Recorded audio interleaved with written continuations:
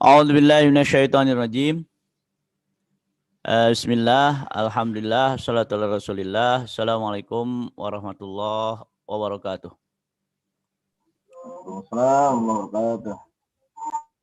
Pertama, alhamdulillahirrahmanirrahim. Wabihi nasta'in ala umuri dunia wa din. Assalatu wassalamu ala ashrafil anbiya'i wal mursalin. Wa ala alihi wa sahbihi ajmain. Amma ba'du. Bapak-bapak dan ibu-ibu sekalian yang rahmati Allah. Pertama, alhamdulillahirrahmanirrahim. Marilah kita selalu memuji Allah. Alhamdulillah. Karena pemaparan tadi dari dokter dan dokter, dua saya kira dokter dan dokter ya, Sukamto, menyadarkan kepada kita bahwa tidak ada kepastian untuk manusia.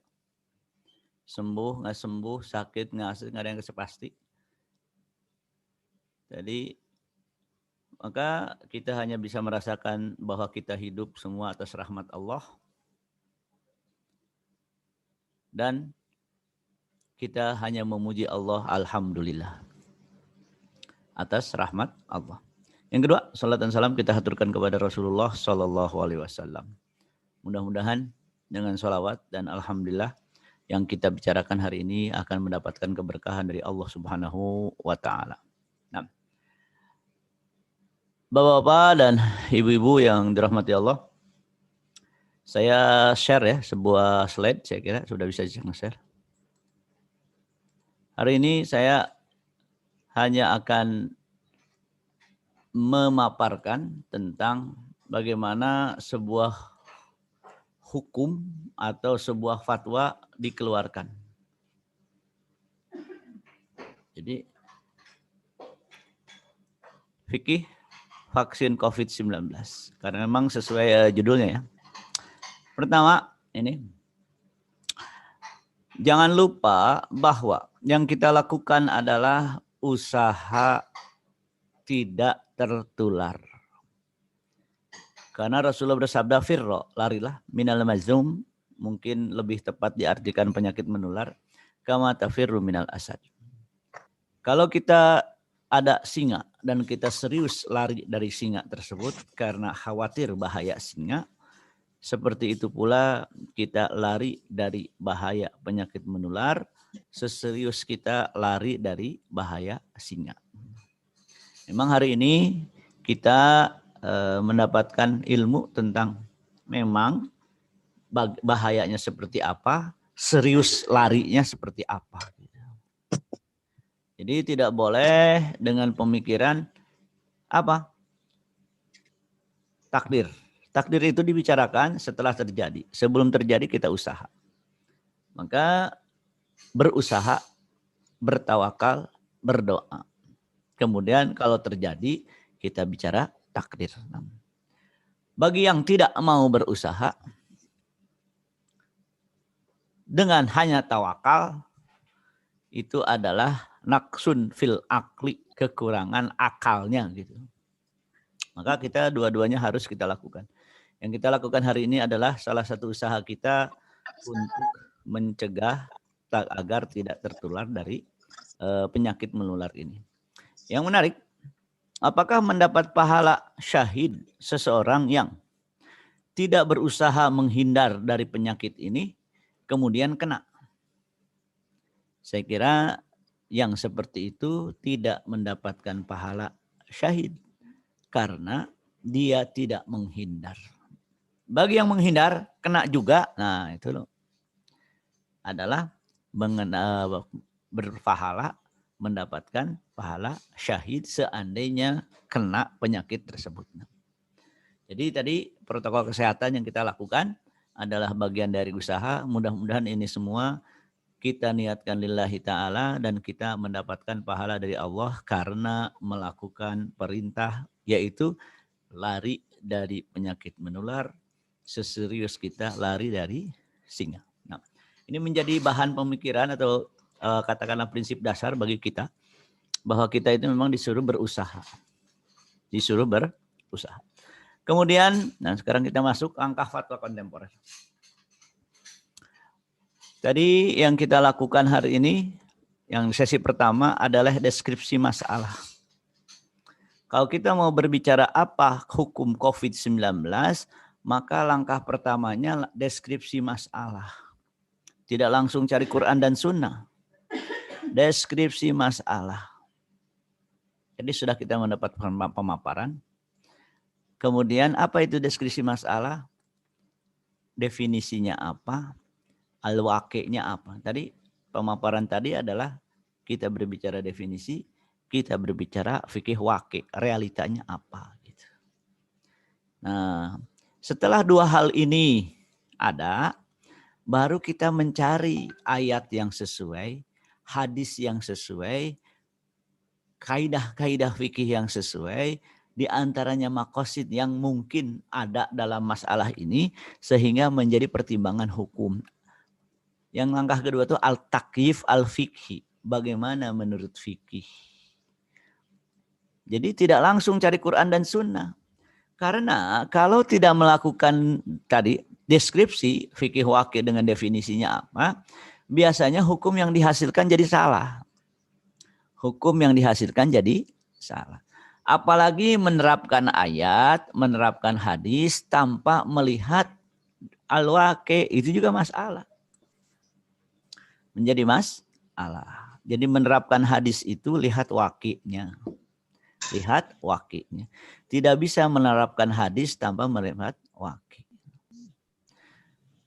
Jadi ada definisi, ada fikih waqi'. Setelah ini jelas, baru kira-kira ayat, hadis yang sesuai dan tepat dengan masalah yang dihadapi apa. Jadi tidak boleh misalkan hadis tentang menutup mulut dan hidung ketika sholat dilarang, kemudian dipakai di zaman seperti sekarang. Hadis itu tidak tepat karena ada fikih waqi'. Pakai tangan lah. Di bidang itu ada tanaman yang ditanam. Naam. Oh, jangan itu kayak kemarin itu. Ini ada yang tidak di mute ya? Mohon unmute panitia, di unmute aja. Halo. Ustaz sudah Ustaz. Jadi dalil syariat itu tidak bisa langsung diterapkan kecuali melalui deskripsi tadi. Misalkan kaidah fikih yang tepat yang mana gitu. Melihat deskripsinya dulu. Masalah yang pernah ada di zaman dulu ada nggak misal yang seperti itu? Di dalam buku-buku fikih ada nggak yang misal dengan itu gitu. Kemudian dilihat pertimbangan maqasid syariah. Jadi bapak-bapak dan ibu yang saya hormati, dalam menentukan fatwa untuk masalah kontemporer tidak langsung Quran dan Sunnah, tapi juga ada langkah-langkahnya. Nah, sekarang berdasarkan informasi yang kita terima dalam pemaparan di sesi pertama, kita akan melihat dalil syariat yang tepat mana sesuai dengan kondisinya. Kenapa? Karena kalau tidak sesuai dengan kondisinya jadi salah. Kemarin saya sholat Jumat di Keranggan, di Masjid Putih Keranggan, di Bekasi. Apa yang menarik? Nggak ada protokol kesehatan. Yang pakai masker sedikit sekali. Ada beberapa orang, termasuk saya. Saya berpikir masjid ini menerapkan hadis tentang larangan sholat menutup hidung dan mulut. Di mana salahnya? Waqi'nya nggak diperhatikan. Jadi hadis itu tidak tepat dipakai karena situasinya berbeda. Maka nanti yang diambil adalah kaidah fikih tentang ad-darar yuzal gitu. Hari ini kita akan lihat kaidah tersebut. Nah, sebelum difatwakan lihat juga situasi yang ada gitu.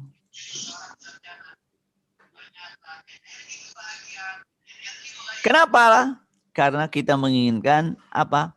Satu hukum yang tepat disebut as-shawab dan bukan yang al-khata', tidak tepat. Nah, ini mungkin mirip juga sebetulnya. Masalahnya apa? Fikih waqi'nya apa? Baru nyari ayat yang tepat sesuai dengan maqasid yang ada. Tidak bisa menerapkan hadis langsung tanpa melihat situasi. Tadi sudah saya kira fikih waqi'nya sudah hari ini. Tadi ada pertimbangan-pertimbangan yang disampaikan, ada fikih muwazanah, pertimbangan aulawiyat, ya prioritasnya mana, fikih ma'alat, prediksi ke depan seperti apa, baru dipukulkan fikih tanzil, baru keluar namanya fatwa atau bayan. Jadi dalam hal ini sekali lagi tidak langsung Qur'annya mana, sunnahnya mana, hadis sahihnya mana, enggak. Harus pertimbangan beberapa hal. Nah, sekarang kita lihat bagaimana tadi informasi sudah kita terima ya. Yang saya kira banyak yang di bidangnya, banyak yang dokter, banyak yang praktisi kesehatan, banyak yang tenaga kesehatan lebih memahami gambaran dari vaksin tadi. Bahkan lihat fikih muwazanah, muwazanah itu mempertimbangkan kalau divaksin dengan tidak divaksin lebih efektif mana fikih muwazanah. Dari sisi tadi dari sisi biaya dan kan masalah biaya fikih waqi juga itu. Fikih ma'alat nanti prediksinya gimana ke depan. Kalau seandainya ada fikih-fikih ini yang terkadang tidak diterapkan sehingga fatwa melahirkan fatwa yang tidak tepat. Nah, Darimakumullah.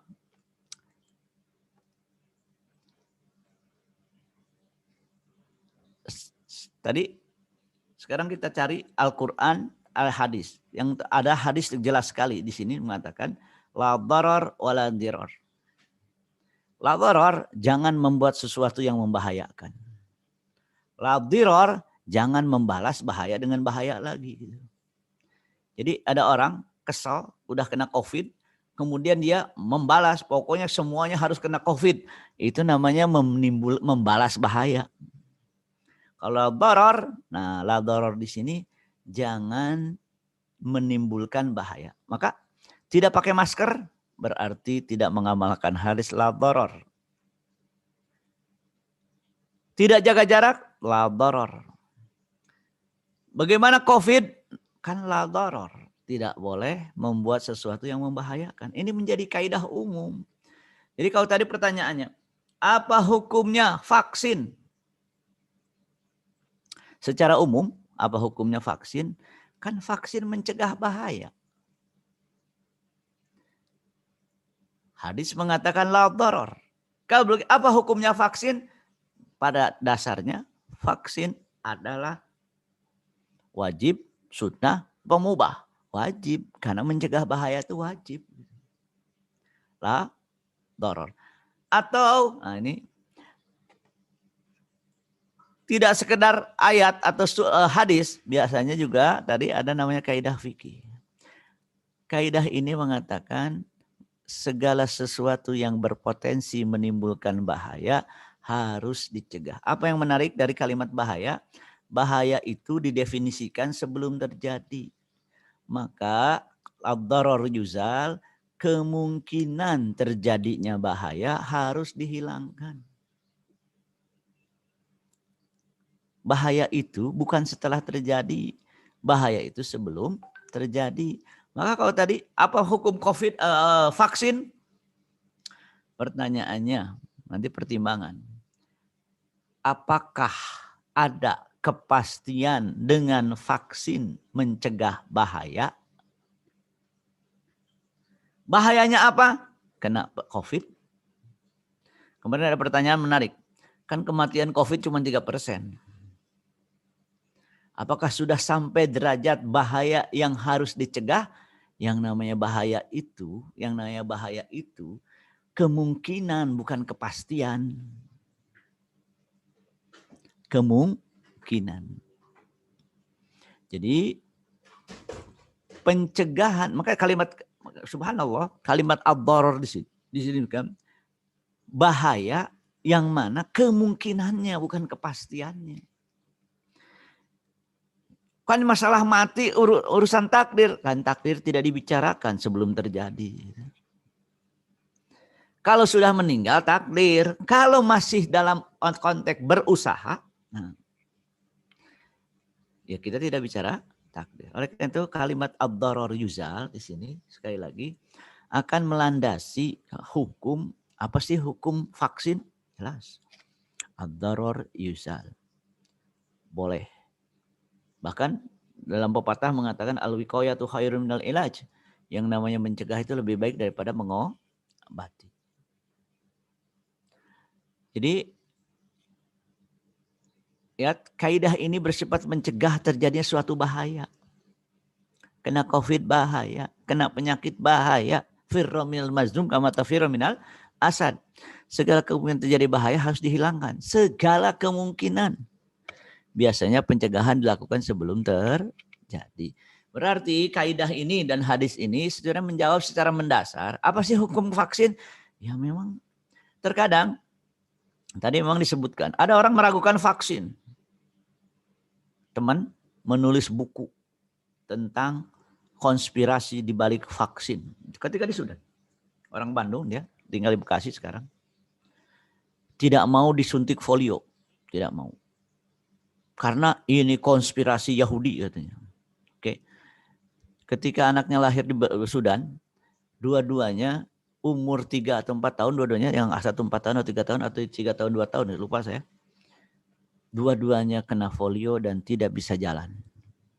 Jadi umur 2 tahun dan 3 tahun gak bisa jalan. Nah, masalahnya adalah kita tidak berpikir ini konspirasi atau tidak konspirasi. Bahayanya nyata atau tidak, gitu aja. Tadi saya lihat di chat pertanyaan, ini konspirasi atau bukan? Pertanyaannya, mau konspirasi atau bukan, apakah bahayanya nyata atau tidak? Ketika kemarin di sini di Tanah Sarea ada yang meninggal, Ustaz Ahmad Hidayat Allahyarham. Akhirnya ditulis di yakinlah bahaya COVID itu nyata. Jadi ini bukan masalah konspirasi atau tidak konspirasi. Masalahnya, bahayanya adalah nyata. Maka konsep kita mengatakan segala kemungkinan bahaya harus dicegah. Maka dari sini COVID, vaksin saya kira. Kalau memang tadi kepastian, ya bukan kepastian sembuh ya, kepastian tercegah. Kemungkinan besar tercegah dari COVID, ya sudah. Itu menjadi sesuatu yang disyariatkan melakukan vaksin. Melakukan vaksin. Tapi masalah aman, apakah ini ada aman atau tidak aman? Tadi kan sudah dibahas. Bahwa tidak sembarangan mengeluarkan vaksin yang kemungkinan tidak aman. Kadang-kadang subhanallah. Aman, apakah nanti di balik vaksin ada sesuai dengan apa tadi pertanyaan, ada chip yang disisipkan sehingga kita, nah itu memang hal-hal lain ya, hal-hal lain yang perlu dipastikan. Nah, dalil lain mengatakan ini, al yakin la yazulu bisyak. Kalau berita seperti itu tidak sampai yakin, masih dalam derajat asyak, kemungkinan terjadi, kemungkinan tidak, sebenarnya nggak usah dianggap. Gitu. Karena masalahnya asyak. Yang yakinnya mana? Bahaya. Ya sudah kalau begitu lakukan vaksin kalau memang tadi sudah direkomendasikan dan aman untuk dipakai. Kemudian rahimahullah. Nah ini. Tadi ada pertanyaan, bagaimana kalau vaksinnya justru menimbulkan penyakit lebih besar atau vaksinnya justru menimbulkan kematian? Tadi kan sudah dijawab ya. Bahwa kematian kadang-kadang bukan masalah vaksin, yang mungkin ada penyakit bawaan lain gitu. Namun secara umum dalam fikih atau kaidah fikih mengatakan yang namanya bahaya itu tidak bisa dicegah dengan bahaya yang setimpal. Maka nanti dipastikan dulu apakah memang dengan vaksin akan lebih meringankan atau dengan vaksin justru tambah bahaya, atau makanya bahaya tidak bisa dicegah dengan bahaya lagi. Jadi tadi kan ada beberapa pertanyaan. Ada beberapa pertanyaan tentang tadi lupa saya nggak bisa nge-screenshotnya, tapi salah satu slide-nya itu pertimbangan. Kalau begini, kalau bahayanya sama, berarti vaksinnya nggak usah. Kenapa? Bahayanya sama, pakai vaksin nggak pakai vaksin. Ad-darar la yuzalu bimisli, bahaya tidak dicegah dengan bahaya yang semisal. Kalau seandainya tadi ada tidak divaksin kemungkinan kena COVID, divaksin kemungkinan kena bahaya yang lainnya. Berarti di sini pertimbangannya bukan sekedar vaksin, tapi ada efek yang lain yang kemungkinan bahaya seimbang. Maka ad-darar la yuzalu bimislihi. Yang namanya bahaya tidak bisa dicegah dengan bahaya yang seimbang. Tadi saya kira tadi ada satu slide ya, cuman saya nggak bisa nge-screenshotnya tadi karena cepat di ini ya. Kaidah ini menjadi batasan bagi kaidah sebelumnya. Bahaya dicegah, tapi tolong apakah menimbulkan bahaya yang setimpal atau tidak? Kalau memang setimpal jadi nggak boleh gitu. Bahaya memang harus ditegah, dalam pencegahannya tidak boleh dengan melakukan bahaya yang sederajat. Maka nanti ya sekali lagi ini kan masalah kepercayaan informasi gitu. Kita kadang-kadang ya sekarang di zaman medsos ini kita jadi bingung. Ini informasi yang valid yang mana sih? Apalagi tadi menterinya juga main ngomong aja gitu kan. Secara ilmuwan nggak mungkin Desember. Ini main. Ya, sekali bermenteri kok nggak informasinya nggak valid gitu. Tadi katanya apakah COVID mungkin vaksin COVID mungkin bulan Desember? Secara penelitian vaksin kayaknya nggak mungkin gitu. Kan kita jadi, gimana sih ini informasi? Ya sekarang dalam keadaan seperti ini kita melihat validitas informasi yang kita terima. Jadi kaidah-kaidah ini tergantung informasi yang diterima nanti. Tergantung informasi yang diterima. Nah, kemudian terimakumullah. Nah ini pertanyaan selanjutnya. Kalau terbuat dari unsur haram bagaimana? Kalau terbuat dari unsur haram. Pertanyaannya, apakah pasti unsurnya haram? Kalau dipastikan unsurnya haram, maka nanti kaidahnya akan berbicara dengan kaidah ini. Dua hal bahaya, besar dan kecil. Maka kalau seandainya bahaya besar, kematian, tidak bisa dicegah kecuali melakukan bahaya yang lebih kecil, maka bahaya yang lebih besar dicegah walaupun harus melakukan bahaya yang lebih kecil, yaitu dengan melakukan haram. Jadi ada haram. Satu haram apa? Haram memakan yang hukumnya najis atau hukumnya haram. Yang kedua, kematian. Mana yang lebih besar? Kematian. Mana yang lebih kecil? Memakan haram. Maka memakan yang haram dikorbankan, harus dilakukan untuk mencegah bahaya yang lebih besar. Nah, kaidah ini juga, misalkan dalam situasi ini pasti terbuat dari benda najis. Pasti. Terus bagaimana? Dilihat kondisinya. Kalau kondisinya tadi tidak separah atau kemungkinan menimbulkan kematiannya terlalu kecil, maka tidak bisa dikorbankan memakan yang haram. Tapi kalau kemungkinan besar akan melahirkan kematian, maka yang haram dilanggar. Bukan dilanggar sebetulnya, dibolehkan. Kenapa? Idza ta'aradu mafsadatani, apabila dua bahaya saling bertentangan, bahaya yang lebih besar harus dijaga dengan melakukan bahaya yang lebih kecil. Bahaya dalam bahasa fikih itu haram. Ada dua haram, besar dan kecil. Haram besar harus dicegah walaupun melakukan haram kecil.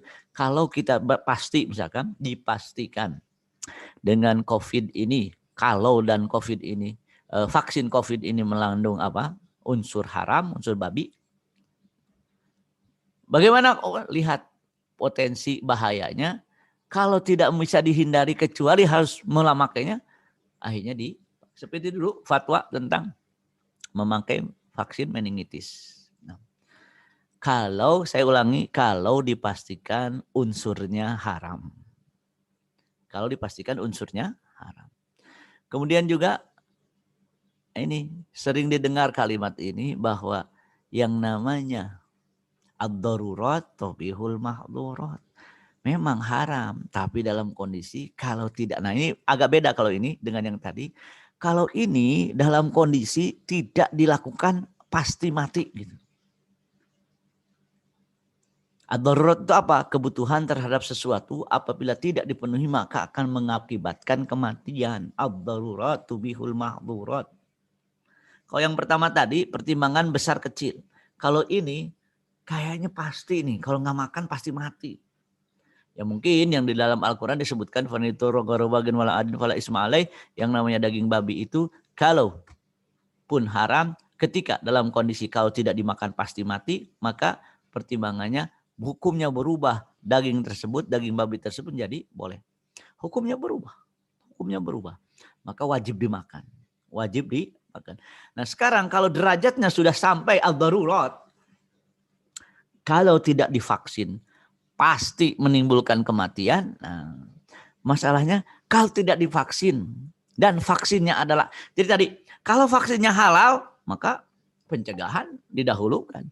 Bagaimana vaksinnya haram dilihat derajat darurahnya. Pasti atau tidak? Kayaknya pasti nih, kalau nggak divaksin pasti kena COVID mati. Di sini lain lagi jadi hukumnya. Seandainya ada mengandung benda yang haram. Kenapa saya ulang-ulangnya ada benda yang haram? Nanti saya akan membahas juga apakah kalau bahasa Arab al-jilatin, kalau bahasa Arab gelatin ya, yang terbuat dari babi halal apa haram? Nanti di belakang ada. Tapi di sini seandainya dipastikan bahwa bahan yang membuatnya itu adalah dari unsur babi, dipastikan. Kemudian hadirin rahimakumullah, nah ini hukum vaksin COVID-19 tergantung data yang diperoleh dari riset. Makanya tadi saya kemarin tanya mau yang mana dulu, ya harus secara risetnya dulu. Kenapa? Karena hukum itu tidak langsung difatwakan, tapi harus melalui identifikasi masalah, fikih waqi, sehingga tasawurnya itu tepat. Apa itu tasawur? Persepsinya atau deskripsi terhadap masalahnya tepat. Al-hukmu ala syai' far'un an tasawwurihi, yang namanya menentukan hukum itu harus didahului apa? Deskripsi masalahnya apa? Tadi masalah bahaya tidak bahaya, tanya. Ini bahaya atau tidak bahaya? Kalau begitu dalam kondisi COVID, vaksin dan bersih dari unsur haram, lakukan. Tapi misalkan dipastikan informasinya valid tentang apa? Ini sebetulnya untuk melemahkan itu dan ini. Itulah. Maka nanti ada sampai di mana validitas informasi. Kedua tadi, terbuat dari unsur haram. Ada lagi kaidahnya. Di antaranya apa tadi? Al-idha ta'arud wa mafsadatnya ru'ya wa madharar birtikafi akhaf fihima. Mana haram besar, haram kecil. Atau bahkan sampai derajat apa? Kalau tidak dilakukan pasti mati, maka hukumnya jadi wajib. Jadi kalau derajatnya tidak dilakukan pasti mati, itu wajib melakukannya. Wajib melakukannya. Bapak-bapak dan ibu yang saya hormati, maka informasi tadi, deskripsi masalah untuk pertimbangan maslahah dan mafsadah. Dari mana diketahui maslahah mafsadah? Fikih waqi. Maka akhir-akhir ini saya sedang menyampaikan tentang fikih waqi. Karena kalau tidak fikih waqi menjadi apa? Fatwa tidak bijak.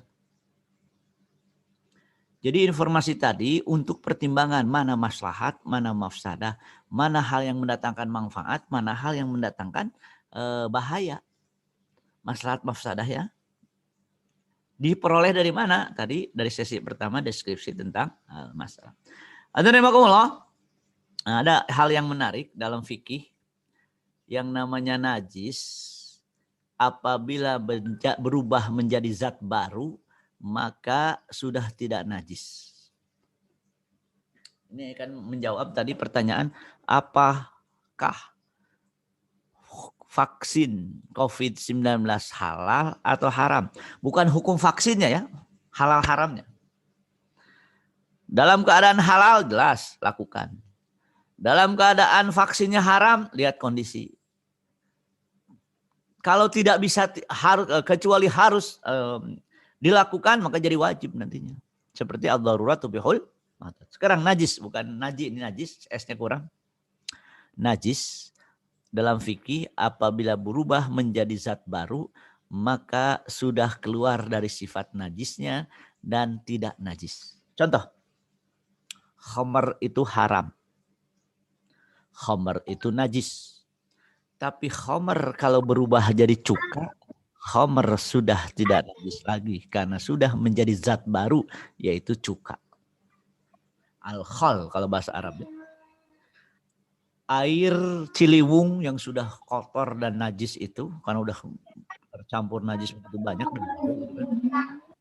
masuk ke dalam sebuah bak, kemudian dirubah menjadi apa? Air bersih dan sudah berubah zatnya, maka berubah jadi najis menjadi tidak najis. Apa itu istihalah dalam fikih? Berubah. Tutlaku ala taghayyur syai', perubahan sesuatu an tab'ihi dari karakternya, wa wasfihi dan sifatnya. Maka Dr. Qardawi menyebutkan, lihat, kotoran kambing, kalau dalam mazhab Syafi'i najis ya, kotoran kambing. Kemudian dikeringkan, kemudian dibakar berubah jadi abu, itu sudah berubah zatnya, sudah tidak najis lagi. Apa istihalah dalam bahasa fikih? Perubahan al-ain, sebuah zat yang najis karena perubahan sendiri. Tadi khamr setelah sekian lama menjadi cuka itu berubah sendiri. Atau karena ada unsur sengaja dirubah. Maka menjadi suci. Jadi yang kuat pendapatnya adalah pendapat Hanafiyah dan Syafi'iyah, Hanafiyah dan Malikiyah, bahwa sesuatu najis yang sudah berubah menjadi zat baru, maka hal tersebut sudah tidak najis, orang zat baru. Pertanyaannya, apakah yang dipakai dalam pembuatan vaksin itu dari unsur daging babi atau daging babinya? Zat baru yang sudah berubah atau masih itu juga? Sebetulnya kalau lihat dari masalah ini udah jadi udah jadi zat baru, bukan zat itu juga. Maka hukumnya sudah berubah. Saya berharap fatwa MUI keluar bahwa menyebutkan bahwa istihalah berubah jadi zat baru itu sudah merubah substansinya. Kenapa? Karena semua ulama sepakat bahwa khamr kalau sudah berubah jadi cuka, ya jadi halal.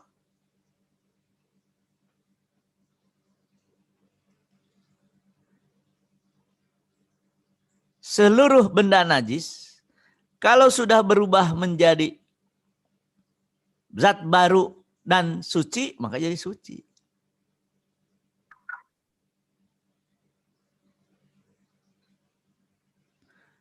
Jadi pertanyaannya, silakan nanti yang ahli dalam masalah ini, apakah benda itu juga atau zat baru? Kalau jadi zat baru ya sudah berubah. Tapi kita lihat pendapat Dr. Qardawi. Kata beliau kalau berubah menjadi zat yang lain maka halal. Ini pertanyaan tentang gelatin ya, dalam bahasa Arab ditanya, bagaimana sih hukumnya? Kata beliau, saya punya teman gitu. Dia menyebutkan wa ana sami'tu min akhuna. Ini salah min akhuna, salah min akhina. Dr. Muhammad Al-Hawari. Dia mendengar ada seorang dokter Muhammad Hawari mengatakan dia termasuk ilmuwan yang meneliti masalah ini di Jerman. Beberapa tahun, pengalamannya udah lama. Dia mempunyai penelitian dan mengatakan ya, mu'dhamu hadhil asya mungkin tu'khad wa yu'mal minhu. Jadi hal-hal seperti ini sebetulnya sudah berubah. Sudah berubah menjadi zat baru. Maka kalau seperti itu kata beliau sudah menjadi zat baru dan sudah bukan najis lagi. Maka dari hal ini sebetulnya apa yang terjadi? Kalau sudah berubah, saya kira yang dipakai bukan daging babi itu. Bahkan dalam fikih itu dipertanyakan, apakah daging babi haram? Haram jelas, ijma itu jelas. Apakah kan daging atau yang putih itu lemak babi ya, sama haram, sepakat. Tapi mereka bertanya, tulang babi haram nggak? Ada yang mengatakan haram, ada yang tidak. tulang babi najis nggak? Ada yang mengatakan najis, ada yang tidak. Kenapa? Kan dalam Quran daging, bukan tulang. Nah, akhirnya dari makullah dalam hal ini, sekali lagi, apalagi kalau sudah berubah. Kan daging babi terdiri dari unsur-unsur yang ada membentuk daging babi. Kalau hanya diambil satu unsur saja, bukan daging, berarti kan tidak memenuhi kalimat daging babi, orang cuma satu unsur kan yang diambilnya. Gitu. Nah, jadi ya dari makullah kalau sudah berubah menjadi zat baru dan dikatakan dalam pendapat Dr. Qaradawi ini, itu sudah jadi zat baru. Sudah jadi zat baru. Nah, terakhir, saya ingin mengingatkan bahwa, lihat hadis ini. Dalam Sahih Muslim diriwayatkan, hadis Jabir bin Abdullah. Jabir bin Abdullah ini termasuk sahabat yang masuk Islamnya belakangan. Maka riwayat Jabir ini menjadi lebih kuat daripada riwayat yang lain. Rasulullah bersabda, likuli da'in dawa. Rasul bersabda, likuli dawain dawa. Da'in dawa. Yang namanya penyakit ada obatnya. Likuli da'in dawa. Fa'idha asoba dawaun adda. Nah, kalau obat itu tepat mengenai penyakit, mengenai penyakitnya, ini kurang penyakitnya, sembuh. Tapi catatannya dengan izin Allah. Apa yang menarik dari hadis ini? Asoba. Asoba itu, saya dengar kalau ketika khutbah di masjid dengan Dr. Ferry, beliau mengatakan gini, yang namanya obat itu di individu. Bisa jadi obatnya sama, sembuhnya beda katanya. Saya bilang kalau dalam hadis itu tidak asoba. Kalau tepat, kalau obat itu tepat, sembuh.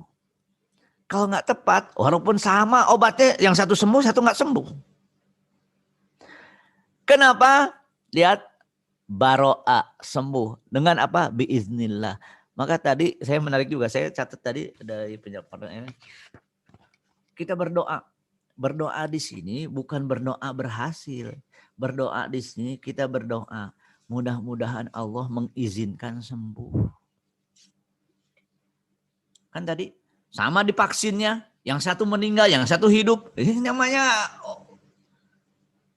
apa? Obat idza asoba. Kalau tepat, kalau nggak tepat, tadi siapa tadi yang divaksin apa ya? Dalam pertanyaan ada sama-sama divaksin, satu sembuh, satu sehat tidak kena, yang ini justru jadi sakit. Karena masih ada unsur, ternyata dari uraian tadi kita melihat sebetulnya manusia memang hanya berusaha. Ketika ditanya, apakah ada kepastian berhasil? Ya, tergantung lagi. Berarti banyak tergantungnya kita hidup ini. Nah, yang bisa saya pahami, yang tergantung itu sebetulnya rahmat Allah gitu. Baro'a biiznillah. Maka harus dibedakan antara usaha sembuh dengan sembuh. Maka dalam doa, Allahumma anta syafi. Kenapa? Yang menyembuhkan hanya Allah. Kita suruh berusaha. Al-ilaj itu namanya usaha sembuh. Jadi kalau bahasa Arab ada dua. Al-ilaj, usaha sembuh. Asyifa, sembuh. Syifa, sembuh. Bukan urusan kita. Itu urusan Allah. Tapi al-ilaj, itu urusan kita. Gitu. Usaha, urusan kita. Hasil, bukan urusan Allah. Maka saya sering mengatakan juga kepada beberapa ikhwah mengatakan gini ya. Kita kan disuruh berusaha saja. Urusan hasil, urusan Allah. Maka yang sedang dilakukan dalam vaksin, dan itu kan dalam bab usaha. Namun yang tidak boleh adalah tadi memastikan keberhasilan. Yang itu juga tidak boleh. Saya sering menyebutkan jangan sampai kita jatuh ke dalam kemusyrikan teknologi. Yaitu apa? Dengan teknologi kita lupa. Masya Allah sesuai kehendak Allah. Apa itu at-taufiq minallah? Kebetulan nama saya Taufik. At-taufiq minallah itu usaha kita sesuai dengan keinginan Allah, maka berhasil gitu. Maka likuli da'in dawa. Iya. Setiap obat, setiap penyakit ada obatnya. Tapi kalau tepat dengan orangnya sembuh. Atas apa? Atas izin Allah. Masalahnya tepat nggak tepatnya kadang-kadang. Tadi disebutkan bagaimana tepat tidak tepat, kondisi kesehatannya memungkinkan menerima vaksin sehingga efektif. Kondisi kesehatannya tidak memungkinkan menerima vaksin, jadi nggak efektif. Di situ rahmat Allahnya gitu. Di situ biiznillahnya dengan izin Allah. Terakhir saya ingin mengingatkan bahwa kita ini kadang-kadang karena sudah tahu sebab akibat dalam kalau begini pasti begini, kalau begini. Ini penyakitnya karena begini nanti kasih begini jadi sembuh gitu. Ini karena bakterinya dibunuh menjadi sehat. Tolong menghubungkan antara hasil dari sesuatu dengan usaha kita. Ibnu Taimiyah mengatakan syirkun fit tauhid. Syirkun fi tauhid. Maka sehebat apapun usaha kita, kita hanya selesai dengan mengatakan Masya Allah la quwata illa billah. Kalau Allah kehendaki sembuh, kalau enggak. Terus kenapa berusaha? Kan disuruh. Kenapa berdoa? Kan disuruh. Kenapa bertawakal? Kan disuruh. Masalahnya kita disuruh Allah. Urusan hasil disuruh. Urusan hasil tetap urusan Allah. Oleh karena Allah menarik dalam hadis ini sembuh dengan izin Allah. Bagaimana izin Allahnya? Itu yang tidak ada dalam kekuasaan kita. Gitu. Oleh karena itu sekali lagi mudah-mudahan dalam hal kita berusaha untuk katakanlah tadi vaksin COVID itu adalah bagian penting dari usaha kita. Bagian penting dari usaha kita. Bagaimana hukumnya? Saya kira sudah tadi disampaikan. Yang mudah-mudahan kalau lihat ad-darar yuza la darar, tidak boleh menimbulkan bahaya, berarti seharusnya ada anjuran. Ada anjuran untuk apa? Untuk berusaha menghindar dari penyakit. Maka kalau sudah dipastikan oleh BP POM dan ini aman, ya kita sebaiknya anjurannya melakukan vaksin. Saya gini yang bisa sampaikan. Ini di chat kok banyak banget di pertanyaan. Mudah-mudahan bukan pertanyaan. Silakan Dokter Ririn, mangga. Terima kasih Ustaz Raimi atas penjelasannya. Langsung saja ini udah ada beberapa pertanyaan ya. Yang pertama tadi sudah terjawab ya. Jadi tentang bagaimana kalau vaksin itu menggunakan katalisator dari bahan yang haram gitu ya. Apakah hukumnya kembali kepada maslahat mufsadat? Ini sama dengan yang kedua, kurang lebih ya. Jadi bila vaksin itu kan bukan satu-satunya untuk mencegah COVID ya, ada cara-cara lain tadi seperti misalnya 3M, masker, atau imun, aman, iman itu ya. Nah itu bagaimana, apakah tetap akan menjadi wajib hukumnya vaksin ini untuk mencegah COVID gitu Ustaz? Mungkin itu dulu, nanti kita lanjut lagi. Begini, kalau vaksinnya dipastikan halal, ya semuanya bisa dilakukan. Kan gini, yang namanya usaha emang yang berhasil yang mana kan kita nggak tahu. Apakah protokol kesehatannya? Saya tanya, apakah pasti protokol kesehatan mencegah kita dari COVID? Tidak ada kepastian. Kalau Allah menghendaki kan. Biiznillah. Oleh karena itu, yang namanya usaha lakukan. Lakukan. Nanti akan jadi masalah kalau dipastikan vaksinnya haram. Pertanyaannya tadi, yang dimakan itu ada unsur haram atau tidak? Yang dimasukkan. Tidak ada berarti unsur haramnya sudah dilepaskan. Berarti yang dimakan gak ada yang haramnya dong. Apalagi tadi yang dipakainya itu bukan daging babi murni. Yang diharamkan itu daging babi. Bagaimana kalau hanya sekedar zatnya saja yang diambil? Walau alam, nanti siapa yang bisa menjawab. Apakah yang diambil itu daging babi utuh atau salah satu zat dari daging babi? Atau misalkan dari tulang babi. Yang jadi masalah tulang babi tidak murni haram. Karena yang dimaksud daging dan lemaknya. Sedangkan dalam fikih tulang babi nggak sepakat haram. Nah oleh karena itu adinu yusrun, jangan sampai kita berpikir haram dululah gitu. Nah ini yang menjadi masalah, kita ini punya mental seakan-akan mengharamkan itu lebih mantap kalau seandainya mengharamkan daripada membolehkan. Padahal terbalik, membolehkan itu lebih ilmunya lebih luas daripada yang mengharamkan. Maka kalau lihat fatwa Dr. Kordawi tadi, itu sudah bukan benda haram lagi gitu. Gitu ya, insya Allah.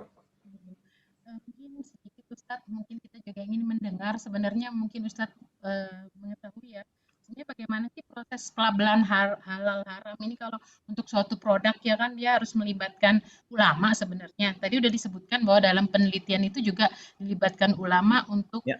prosesnya gitu. Enggak, Ustaz. Jadi sebetulnya secara ringkasnya yang namanya tadi hukum itu kan hanya ada perangkat kaidah umum, hadis secara umum. Nah, bagaikan sebuah mesin ya, bagaikan sebuah mesin. Dimasukkan bahan bakunya apa, ya kalau bahan bakunya apa nanti akan keluar kesimpulan. Jadi yang dibutuhkan adalah informasi lengkap. Informasi lengkap. Setelah itu diolah keluar fatwa. Nah, jadi para ulama itu tidak meneliti langsung tentang vaksinnya saya kira. Tapi nanti dilihat informasinya apa, kalau ada unsur yang mengatakan haram, berarti nanti keluarnya haram. Kalau tidak sama sekali ya memang tidak akan difatwakan haram. Dan saya lihat MUI itu lebih cenderung jangan mengharamkan dulu. Karena prinsipnya itu al-aslu fil asya al-ibahah. Boleh dulu. Yang menarik, kalau seandainya masih terjadi keraguan ini halal atau haram, masuknya halal. Gitu. Nah ini kadang-kadang, karena itaku syubuhat itu sikap dalam memilih hukum, bukan dalam menentukan hukum. Contoh gini, ada halal, ada haram. Secara fatwa halal, tapi secara sikap saya nggak mau, saya ambil yang haram, itu cara sikap. Hari ini saya ngajar namanya, insya Allah ngajar namanya istishab. Istishab itu halal dulu lah, gitu. Bukan haram dulu, gitu ya. Insya Allah. Jadi saya lihat MUI itu lebih cenderung jangan dulu main mengharamkan, istishab dulu, halal dulu, gitu. Nah itu pun nanti selanjutnya kalau memang fatwanya haram, kondisinya seperti apa, gitu. Tadi akan dihitung. Apakah pasti kalau tidak dipakai mati atau tidak? Nanti ad-darurat tubihul mahdhurat. Kalau pasti mati tidak divaksin, itu akan masuk kaidah wajib dimakan. Kenapa? Karena yang namakan daging babi tadi, daging babi haram. Bagaimana kalau tidak dimakan pasti mati? Wajib makan. Kenapa? Hukumnya sudah berubah menjadi halal dan wajib dimakan. Jadi darurat itu ada 3 pembagian. Ada yang wajib dimakan, ada yang lebih baik tidak dimakan, tidak dilakukan, ada yang sama sekali tidak boleh. Nah kalau masalah makanan itu masuk dalam kategori yang pertama, hukumnya berubah dan wajib dilakukan.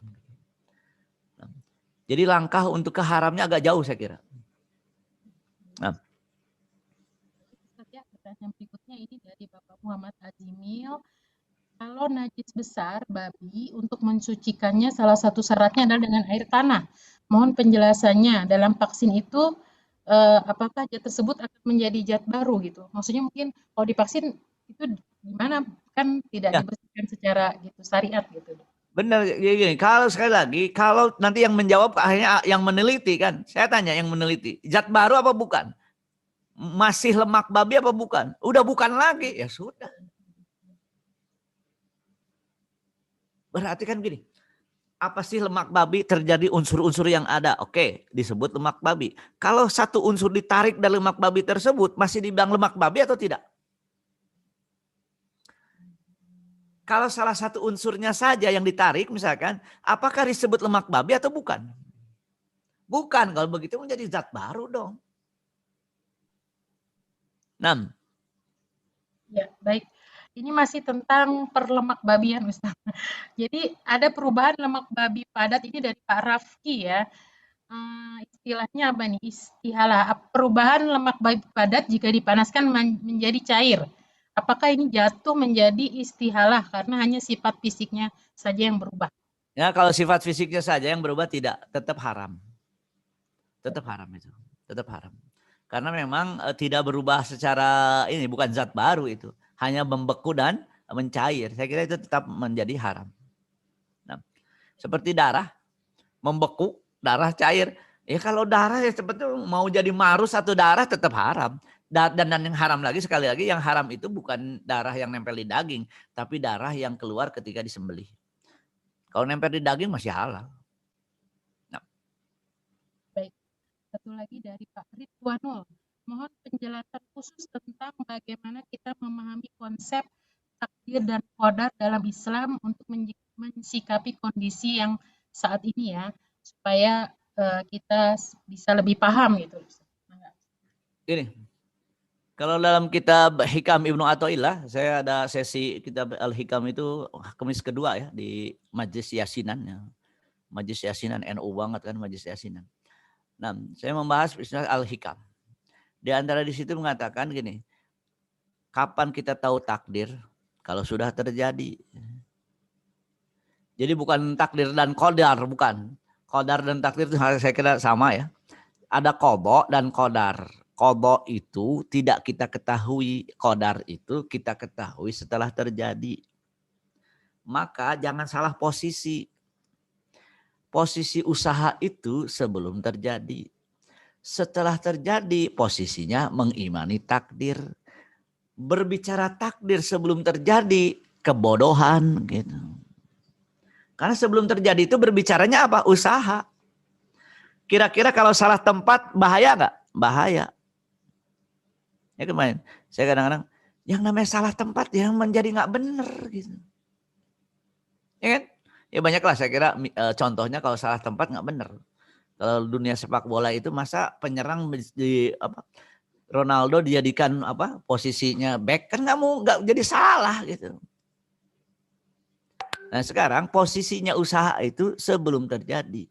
Kapan takdir ketahuan? Setelah terjadi. Maka salah kalau kita mikir takdir sebelum terjadi. Takdir itu setelah terjadi. Misalkan meninggal karena COVID itu takdir. Sebelum kena COVID usaha. Mudah-mudahan usaha kita yang menjadikan pahala. Saya tanya, kita mendapat pahala itu dari usaha atau dari takdir? Dari usaha, bukan dari takdir. Maka masalah COVID, masalah vaksin, masalah berobat, masalah protokol kesehatan, itu usaha kita yang mendatangkan pahala. Dan saya mengatakan bahwa kalau seandainya kita tidak berusaha menghindar COVID dan kena COVID, itu berarti tidak mendapat kesempatan untuk dapat pahala ketika berusaha. Wah takdir aja lah, takdir itu nanti kalau sudah terjadi. Maka tolong dibedakan. Jadi qadha tidak kita ketahui qadha itu. Takdir qadha yang kita ketahui setelah terjadi gitu. Jadi namanya qadha sebelum kita ketahui. Setelah kita terjadi jadi takdir gitu. Jadi takdir itu apa? Qadha yang sudah terjadi. Nah, bab usaha beda. Bab usaha itu di tangan kita, yaitu menentukan melakukan atau tidak melakukan. Di mana pahala? Bab usaha. Takdir nggak ada, bab pahalanya nggak ada, bab pahalanya takdir itu. Nah, wallahu a'lam bishawab. Silakan yang lain. Ini ya masih tentang perubahan-perubahan ini ya. Secara kimia, apakah gliserol itu tidak haram karena berubah dari bahan asalnya lemak babi? Jadi rancu nih kayaknya Ustaz. Zat baru atau berubah? Masih peserta kayaknya bingung ya. Kalau berubah haram tidak? Harusnya kan tadi zat baru ya Ustaz, maksud Ustaz. Mungkin bisa di kalau zatnya itu juga lemak babi juga baik cair atau padat tetap haram. Tapi kalau sudah secara ilmiah saja tidak dinamai zat lemak babi, dinamai yang lain, berarti sudah berubah jadi zat baru. Berubah jadi zat baru. Sekarang contoh gini saya, katakanlah tadi air Ciliwung. Itu dibilang air nggak kalau ini? Ya udah hitam begitu nggak bisa dibilang air dong. Tapi ketika sudah bening lagi dibilang air, makanya dalam kaidah fikih itu selama Anda menyebutnya air ya air. Contoh gini, saya kasih contoh. Ada satu ember kena teh. Tanya, itu air teh atau air? Air. Kenapa? Tehnya terlalu kecil dapatnya, masuknya. Boleh pakai wudhu. Itu kalau air kena teh. Sudah berubah menjadi air teh. Saya tanya, air teh apa bukan? Air teh, nggak boleh pakai wudhu. Nah, air teh udah berubah nama kok. Makanya mau dicairkan, mau dibekaran. Apa? Lemak babi, ya tetap lemak babi. Gitu. Tapi kalau namanya sudah berubah karena bukan lemak babi dengan nama yang lain lagi hukumnya sudah jadi zat baru itu. Sudah jadi zat baru. Gitu ya, insya Allah. Baik, Ustaz. Nah ini Ustaz, pertanyaan berikutnya dari Bapak Muhammad Azimil masih ya. Jadi bagaimana saat ini Ustaz, kalau kita menolak divaksin, ya, bagaimana hukumnya? Sedangkan air liur babi saja najis besar. Pertanyaannya, itu vaksin ada unsur haram yang masuk atau tidak? Atau unsur haramnya kalau memang itu memang dikatakan haram, sudah dilepaskan ketika jadi vaksin. Ya kan saya tidak terlalu detail juga di masalah ini. Gini, satu benda ketika ditempatkan, kemudian dipisahkan dari benda tersebut, saya kira sudah tidak mengandung unsur yang haram lagi dalam hal itu. Orang dilepaskan kok. Nah, itu dalam apalagi tadi yang membawa vaksinnya itu apa medianya itu katakanlah tidak disebut liur babi, tidak disebut apa namanya? Tidak disebut apa? Lemak babi atau daging babi. Ada hal menarik dalam hal ini. Yang mengatakan liur babi najis itu siapa? Ayo. Yang mengatakan liur babi najis itu siapa? Karena kalau kita mau telusuri lebih ya ini lihat. Ada katakanlah masalah najis nih. Anjing dengan babi, oke. Yang jelas, yang ada indikasi hadis tentang najis itu anjing. Yang ada hadis tentang dagingnya haram itu babi. Sekarang najisnya air liur babi dikiaskan ke anjing. Kata Imam Malik, emang liur anjing najis. Bahkan dituju, kalau liur anjing najis, kenapa anjing boleh dipelihara? Anjing pemburu itu boleh dipelihara loh. Anjing pelacak boleh dipelihara. Berarti mana? Kalau liur anjing itu najis, kenapa hewan yang diburu oleh anjing boleh nggak dibuang itu gigitannya, boleh dimakan? Berarti dalam hal ini juga tidak langsung air liur babi langsung najis. Karena agak beda.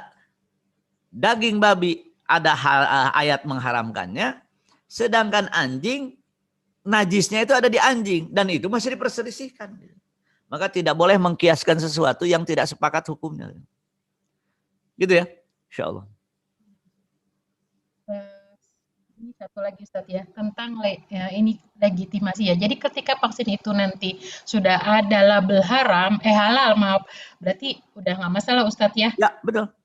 Nah, kebanyakan kan rata-rata memang kayak vaksin, obat itu banyak yang belum label halal, tapi memang ya terus terang kita kaum muslimin masih mengkonsumsi itu, walaupun kayak obat-obatan saja Ustadz banyak yang belum berlabel halal. Jadi itu bagaimana Ustadz? Sekarang gini, obat-obatannya dari mana? Kalau ada indikasi kuat itu dari daerah yang memang memproduksi dengan haram, ya sudah haram. Tapi kalau diproduksinya di Indonesia, itu kan di Indonesia itu yang lebih tepat label halal atau label haram? Harusnya label haram di Indonesia itu. Kenapa? Emang kita muslim ngapain jadi label halal gitu. Oleh karena itu dalam hal ini kalau indikasinya katakanlah Bio Farma atau yang lainnya, indikasinya mereka muslim kemudian memproduksi yang halal, ya sudah nggak perlu label halal lagi gitu. Jadi kalau di Indonesia tidak label halal gitu. Kalau di yang lain tidak label halal, dikatakan di Filipina tidak label halal, haram. Kalau di Indonesia sebetulnya kan halal dulu gitu. Makanya ini nggak ketahuan halal-haramnya. Sudah halal di Indonesia gitu. Nah, bahkan ada kaidah mengatakan maghaba angkala tasal anhu. Kalau kita tidak tahu, ya nggak usah terlalu sibuk nanyain lah. Jadi kalau di Bogor misalkan, di Bogor katakanlah membeli makanan di mana? Katakanlah di Yasmin halal, nggak perlu label halal. Tapi membeli makanan di Surya Kencana Itu lain lagi gitu. Kenapa? Indikasi kuatnya haram gitu. Kalau nggak pakai label halal, haram kalau disediakan sana. Yang banyak B2 itu. Saya baru tahu B2 itu. Gitu ya? Insya Allah. Nah, memang Ustadz ya, saya terutama ya, yang kita sebagai praktisi medis di rumah sakit itu suka serba salah gitu. Contoh aja dulu penyakit jantung gitu ya, ada obat namanya amiodaron gitu ya. Itu kan memang obat penting buat serangan jantung yang akut ya. Nah, tapi itu memang jelas itu ada mengandung unsur apa namanya babi gitu ya. Dari ininya apanya, pokoknya unsur pencampurnya. Tapi terpaksa diberikan gitu karena itu satu-satunya obat yang ada beredar di Indonesia. Sementara yang lain waktu itu masih diteliti. Ketika masuk juga ternyata lebih mahal harganya yang halal. Nah, itu bagaimana dalam kondisi seperti ini menyelamatkan pasien itu seperti apa gitu? Ya makanya tadi kaidah mengatakan ada ad-darurat tubihul mahdurat. Dalam kondisi tidak dipakai pasti mati, lakukan. Ada yang kedua, al-hajah tanzilu manzilatud darurah. Tadi ada obat tapi mahal. Ada obat yang haram tapi halal. Itu kodenya al-hajah. Jadi ada 2 tingkatan. Darurah, tidak ada yang lain. Hajah, ada yang lain. Mahal, lain lagi itu. Jadi kalau yang kaya haram makanya. Kalau yang miskin boleh. Kenapa? Hajah. Al-hajah dengan darurah beda.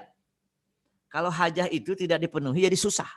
Udah miskin, ada obat haram tapi murah. Ada obat halal tapi mahal, nggak bisa kebeli. Terus al-hajah tanzilu manzilatud darurah. Jadi orang kaya nggak boleh karena dia mampu beli. Orang miskin ya boleh, kenapa? Masalahnya al-hajah. Jadi derajat hajahnya berbeda antara yang kaya dan miskin di sini. Makanya lihat dulu ini pasien kira-kira bisa beli nggak nih gitu. Nah, jadi gitu ya. Apalagi kalau tidak ada obat lain. Apalagi kalau tidak ada obat lain. Kan Allah tidak menjadikan yang ada apa? Tidak menjadikan obat dalam sesuatu yang haram. Dalam fikih tidak ada sesuatu yang bersifat mutlak. Maksudnya apa? Tidak ada sama sekali, pasti ada kecuali. Pasti ada kecuali. Salah satu yang saya kritik dari katakanlah saudara kita yang menamakan diri salafi itu sering mengeneral tanpa kecuali. Itu terjadi kesalahan loh. Terjadi kesalahan. Generalisasi tanpa kecuali itu menjadi salah gitu. Karena biasanya ada kecualinya. Kecuali, semua ada kecualinya. Semua ada kecualinya. Apakah ini berlaku ya Ustaz dengan vaksin? Mungkin kelompok-kelompok tertentu yang beresiko tinggi COVID, kalau terkena COVID menjadi parah itu apakah akan menjadi wajib? Ya Sementara betul. bisa seperti itu. Makanya tadi deskripsi masalahnya apa? Umur sekian kalau kena, makanya gini, ada orang sekarang di masjid, umur 60 tahun ke atas nggak usah ke masjid. Kenapa? Karena dia lebih rentan. Jadi yang namanya bahaya itu bisa diukur individu. Yang namanya bahaya bisa diukur individu. Saya ditanya, Ustaz bagaimana ke masjid? Ukur masing-masing. Kalau lagi flu sendiri. Nggak bisa dijenal gitu. Maka di masjid saya di sini di Bukit Simbang itu yang tua-tua saya lihat sudah nggak ada di masjid. Kenapa? Terlalu rentan terhadap resiko. Nggak apa-apa lah, tawakal ala Allah. Itu tawakal yang salah. Tawakal itu setelah berusaha. 6. Baik. Ini ada yang mempertanyakan lagi Ustadz. Bagaimanakah sekarang ini halal haramannya apakah masih ditentukan oleh MUI atau tidak gitu? Begini, baik MUI atau bukan MUI, jadi kita jangan sampai ada sesuatu yang ragu kemudian kita yakini. Yang namanya al-yakin la yazulu bisyak. Jadi yang namanya syak, ragu itu tidak berpengaruh apa-apa. Maka jangan sampai informasi yang ragu kita ambil. Kita tepat. Kalau memang lembaga tersebut mendapatkan ada kredibilitas tentang kejujuran dalam mengeluarkan fatwa, ya beda lagi. Artinya kita tidak perlu berpegang kepada yang syak. Kan gini, ini konspirasi, syak. Nggak usah dipegang. Ini begini, itu syak yang nggak boleh pegang. Kalau yakin baru. Ya, apalagi kalau karena konspirasi sudahlah nggak ada bahaya COVID. Bahaya COVID itu nyata loh. Konspirasi itu syak. Ya itu yang diambil yang nyata. Jangan berkutat dengan yang syak, yang ragu. Gitu. Al-yakin la yazulu bisyak. Baik, Allah alam sahab. Ustaz, jadi seperti itu ya kondisinya. Jadi nggak masalah ya dikeluarkannya oleh apa asal lembaga resmi itu pasti insya Allah ya sudah Nah memikirkan. ini menjadi gejala di kita, yaitu apa? Fatwa resmi MUI sering diisukan salah. Padahal pertama terjadi perbedaan pendekatan masalah yang MUI sering berpikir yang segala sesuatu itu halal dulu. Istishab namanya dalam fikih. Sedangkan saudara kita haram dulu. Tidak ada fatwa berpikir haram dulu. Yang ada halal dulu. Kalau ada dalil jelas mengharamkan, jadi haram. Kalau dalilnya tidak cukup kuat untuk mengharamkan, tetap halal. Gitu. Maka bukan salah MUI. Dan memang masyarakat ini, gini, yang menjadi masalah gejalanya adalah seakan-akan kalau mengharamkan itu udah paling bertakwa gitu. Saya sampai pernah, Ustadz, Masya Allah, Sufulan itu hebat. Kenapa? Dia berani mengharamkan. Yang bengong saya, kok berani mengharamkan? Gimana ceritanya gitu? Jadi nggak ada yang berani mengharamkan itu lebih baik, nggak ada. Maka ketika saya jelaskan tentang konsep fikih kepada mereka, sering banyak mengatakan, Ustadz kenapa saya ketemu antum sekarang? Kenapa? Kemarin-kemarin saya fikir mengharamkan itu mantap. Saya bilang salah, terbalik gitu. Ad-dinu yusrun, agama itu mudah. Nggak usah diharamkan dulu. Boleh dulu, nanti kalau ada yang dalil mengharamkan baru boleh. Insya Allah. Misalkan ragu. Ini babi bukan. Ya bukan, sudah selesai. Nah. Baik, sepertinya sudah tidak ada pertanyaan lagi. Mungkin kita ingin mendengarkan dari Ustadz sebagai penutup sesi ini ya. Bagaimana sebaiknya sikap kita sebagai umat muslim terhadap isu-isu tentang vaksin COVID-19 ini ya. Sebaiknya kita bersikap seperti apa? Mangga Ustadz. Begini rahimahullah, saya kira nanti MUI akan mengeluarkan fatwa dalam hal ini. Kita lembaga resmi pemerintah itu fatwa MUI. Kalau ada orang mengatakan taat pemerintah, yang menarik, giliran MUI yang ditunjuk oleh pemerintah untuk berfatwa, dia nggak mau taat gitu kan. Jadi aneh.